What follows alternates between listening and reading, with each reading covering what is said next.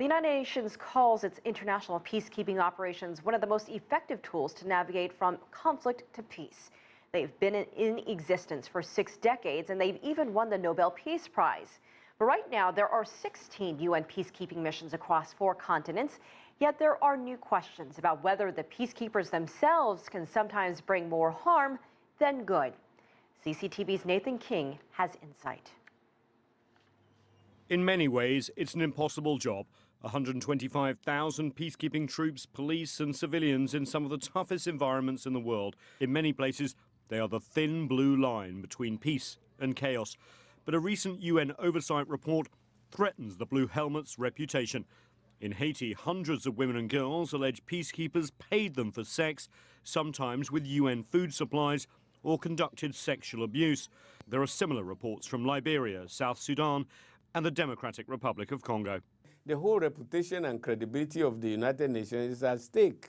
So, no, it cannot be business as usual. Ibrahim Gambari has held some of the highest positions at the UN, and he says sex between peacekeepers and the populations they are meant to protect is prevalent. But that is no excuse for abuse.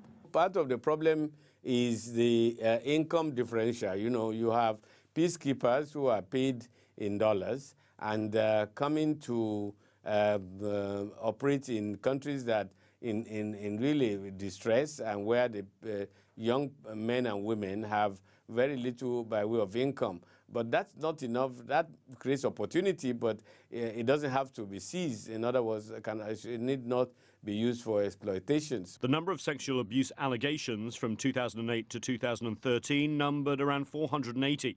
In response, the UN Department of Peacekeeping Operations says that number, while inexcusable, is declining in proportion to the number of peacekeepers deployed, and that there are measures in place to prevent abuse and prosecute those accused.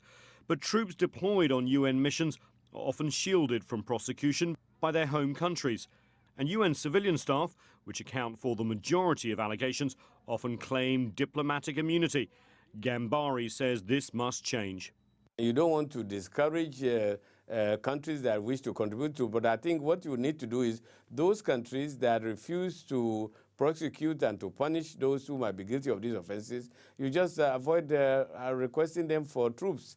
But that's easier said than done. UN peacekeeping missions are notoriously difficult to put together.